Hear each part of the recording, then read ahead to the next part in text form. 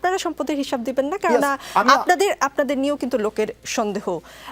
আরেকটার সাথে একটু প্রশ্ন যে আপনি তো অনলাইনে আপনার ইংলিশ যে ক্লাস সেটা দেখছিলাম আমি আজকে, সেখান থেকে একটা শব্দও শিখেছি, এমবি ডেক্সটেরাস, মানে মেধাবী। জি, আপনি মেধাবী, কিন্তু স্কুল অফ এক্সিলেন্স সেটা কেমন চলছে? দুইটা প্রতিষ্ঠান রয়েছে। জি, আচ্ছা, আমি ওইটার কথাই জানি। এইটাই কি আপনার আয়ের একমাত্র মানে উপায় কিনা? না, আমি 2017 সাল থেকে ইনকাম করি। আমি 2017 সালের সেপ্টেম্বর 2016 সালের সেপ্টেম্বরে হচ্ছে আমি ইউনিভার্সিটিতে চান্স পাই, আর 2017 সাল থেকে আমি ইনকাম করি। আমার প্রথমে প্রকাশনী ছিল, এই প্রকাশনী থেকে আমার নিজেরা এখনো বই আছে, এবং পরবর্তীতে আমি হচ্ছে ওই যে শেডিউ এডুকেশনের যে কোচিং, সেখানে আমি পড়ানো শুরু করি, এবং সেখানে আমার ঢাকা ইউনিভার্সিটিতে আমার অনেক স্টুডেন্ট আছে। আজকে মেডিকেলের রেজাল্ট দিয়েছে, সেখানেও আমার স্টুডেন্ট আছে, এবং আমি এখনও পড়াই।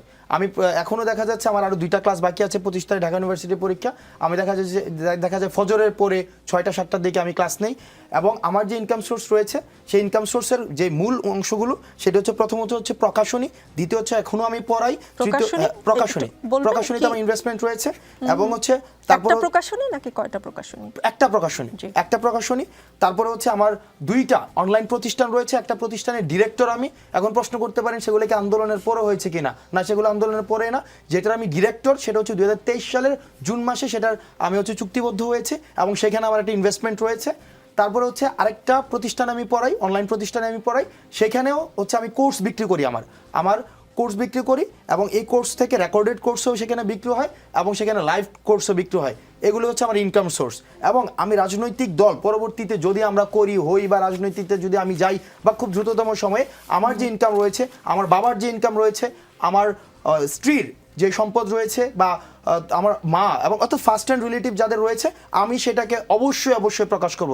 সেক্ষেত্রে একটা বিষয় রয়েছে, দেখেন আমি যখন ইনকাম, ওই যে শফিক ভাইয়ের যে ইনকাম সোর্স দিয়েছে, তো আমাদের ক্ষেত্রে যেটা হয়েছে, আমি স্টুডেন্ট অবস্থায়, আমি কিন্তু জাস্ট ইউনিভার্সিটি লাইফ শেষ করেছি। তো আমাদের ক্ষেত্রে দেখা গিয়েছে কি অনেক ট্রানজ্যাকশন আমাদের হাতে নিতে হয়েছে। যেমন আমি একটা কোচিংয়ে ক্লাস নিতাম, 15,000 টাকা দিত, এটা আমি হাতে নিয়েছি, এটার কিন্তু আমার কোনো হিসাব নাই। বা ট্যাক্সের যে বিষয়গুলো এখন আসছে, তখন কিন্তু এই বিষয়গুলো এখনো আসেনি, ওই সময় পর্যন্ত আসেনি। সুতরাং এই জায়গাগুলো স্পষ্ট করে, এবং যেটাকে একদম স্বচ্ছভাবে আমার ব্যক্তিগত আমার যেই ইনকাম সোর্স রয়েছে, সেটাকে অবশ্যই আমি প্রকাশ করব।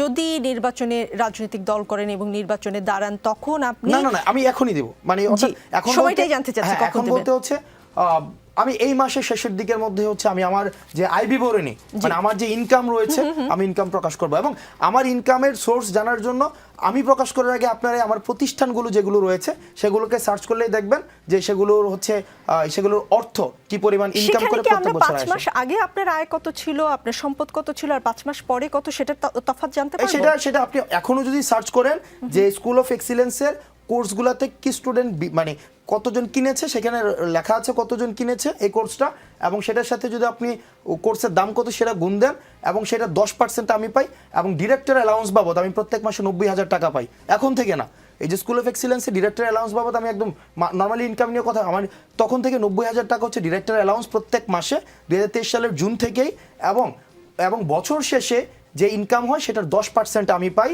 এবং যদি আমি ক্লাস নেই, আমার প্রতিষ্ঠান যেটা আমি ডিরেক্টর, সেটার যে আমি যদি ক্লাস নেই, প্রত্যেক ক্লাসের জন্য আমার 10,000 টাকা সেখানে হচ্ছে আমাকে দেওয়া হয়। আর যদি ক্লাস না নেই, ফ্রিল্যান্সিংয়ে অন্য কাউকে দিয়ে ক্লাস করাই, সেক্ষেত্রে শুধুমাত্র বছর শেষে আমার যেই মোট লাভের আমি 10% পাই।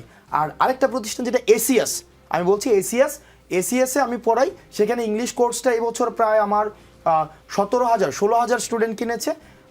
সেক্ষেত্রেও মোটামুটি পুরা কোর্স 8 কোটি টাকার বেশি বিক্রি হয়েছে। সেখান থেকে আমি প্রায় 50 লাখ টাকার মতো হচ্ছে আমি এই কোর্স শেষে পাবো 3 মাসে। কারা কিনেছে সেটা তো জানা যাবে। আপনি চাইলে আপনি নিজেও কিনতে পারবেন। আমি আশা করব আপনি নিজে কিনবেন। কোন 17,000 আসলে 17,000 মানুষ কিনেছে কিনা সেটা আপনি এখনই দেখতে পারবেন।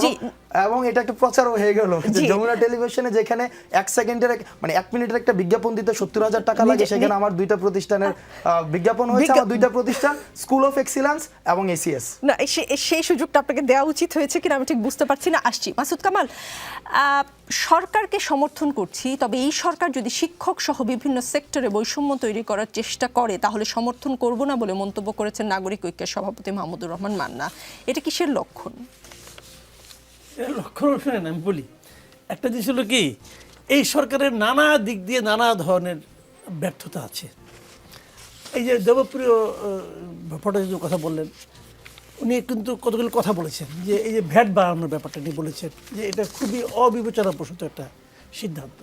শিক্ষকদের নিয়ে আরেকজন বলতেছেন বিভিন্ন জায়গাতে যত আন্দোলন হচ্ছে সব আন্দোলনের জন্য তারা সরকারকে দায়ী করতেছেন। এই দায়ী করাটা যে একেবারে অমূলক তা কিন্তু আমি মনে করি না, কারণ 8 মাস প্রায় 6 মাস তো হয়ে গেল। এই 6 মাসে আপনারা এটা কোনটা সমাধান করতে পারছেন দেখান তো, একটাও সমাধান করতে পারছেন? যতগুলি আন্দোলন হয়েছে কোন আন্দোলনটা আপনার ম্যানেজ করতে পারছেন? এই গভর্নমেন্ট পারছে বলেন? একটা জিনিসকে দেখেন, এই যে আমি অর্থনৈতিক বিষয়টা একটু বলি আপনাদেরকে, এই যে তারা শতাধিক পণ্যে ভ্যাট এবং এক্সাইজ ডিউটি যোগ করলো, মানে সম্পর্ক শুল্ক যোগ করলো। পুরো আওয়ামী লীগের আমলে যে দুইজন অর্থনীতিবিদ সবচেয়ে বেশি আওয়ামী লীগের অর্থনৈতিক কর্মকাণ্ডের সমালোচনা করতেন, সেই দুইজনই এখানে আছেন, সালেউদ্দিন আহমেদ, আহসান ইস মঞ্জুর।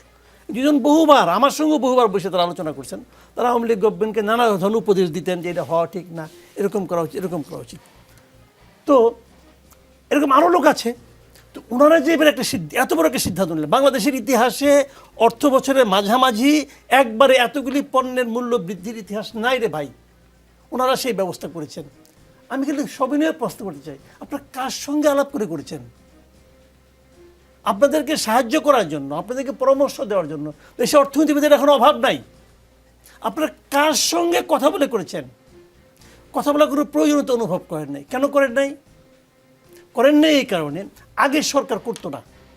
আগের সরকার যখন যা ইচ্ছা হতো তাই করতো, তা আপনি সেটাকে ফলো করেছেন। এই জন্য আগের সরকার যে করতো না কারোর সঙ্গে পরামর্শ, এই জন্য ওদেরকে আমরা স্বৈরাচারী বলতাম। তাহলে আপনি তো মহাস্বৈরাচারী ভাই। আপনি বলেন, ব্যাখ্যা দেন আপনি কেন কারোর সঙ্গে কথা বলেন না? আপনার তো কোনো ম্যান্ডেটই নাই। যদি বলেন ম্যান্ডেট না, ছাত্ররা দিয়েছে, ছাত্ররা ম্যান্ডেট দেয় না। আচ্ছা বলেন, ছাত্ররা যখন আন্দোলন করে তখন যদি আপনি বলতেন যে তোমরা যে আন্দোলন করতেছো, এই আন্দোলন যদি সফল হয় তাহলে জেনারেল জাহাঙ্গীর আলমকে আমরা বানাবো স্বরাষ্ট্রমন্ত্রী, নূরজাহান বেগমকে বানাবো আমরা স্বাস্থ্যমন্ত্রী, কি বিধান রঞ্জন রায় পোদ্দার তাকে বানাবো মন্ত্রী। আমেরিকায় থাকে এক ভদ্রলোক, তার নাম কি ফারুকি আজম, তার আমেরিকা থেকে ডাইকে আইনা আমরা উপদেষ্টা বানাবো। যদি বলতেন ওরা আন্দোলন করতে, ভাই তুই কে তুই? আমরা তোদের জন্য আন্দোলন করতেছি। এই যে উপদেষ্টা বসে আছে এর 80% লোকের, 80% উপদেষ্টা এই আন্দোলনের সঙ্গে শারীরিক, মানসিক, অর্থনৈতিক কোনো সম্পৃক্ততা নাই। তারা একটা লাইন কথা বন্ধ কোথাও বলে নাই, এরা কেউ বলে নাই। তো আপনি বলেন তারা উপদেষ্টা। একজন আছে লুৎফে সিদ্দিকী, ছিলেন, আর পারিবারিক ইতিহাসগুলো বুঝবেন এটা কে। পারে বানাইছে উপদেষ্টার পদমর্যাদা বানাইছে। কেন বানাইছে? উনার পছন্দ, উনি বানাইছে। তো এরা এই আন্দোলনকে ধারণ করবে? এরা ধারণ করবে না। এদের টাকা প্রয়োজন, দাও দাম বাড়াইয়া, দিলাম দাম বাড়াইয়া, হয়ে গেল। এদের কোনো দায় দায়িত্ব আছে? যদি এই সরকার ব্যর্থ হয় এদের কারো কোনো কিছু হবে? সবাই ঘরে একদিন ঘুমাই আসছিল যে এবার শুয়ে পড়বে, কোনো সমস্যা নাই, বদনাম হবে ডক্টর ইউনূসের। আর আমরা কি হারাবো? আমাদের এই যে প্রত্যাশা, যে কথাটা বলতে বলতে এরা আবেগপ্রবণ হয়ে যায়। আমার ভাইয়ের রক্ত আমার চোখের সামনে পড়ছে, বলে তো এরা তো বানিয়ে বলে না রে ভাই।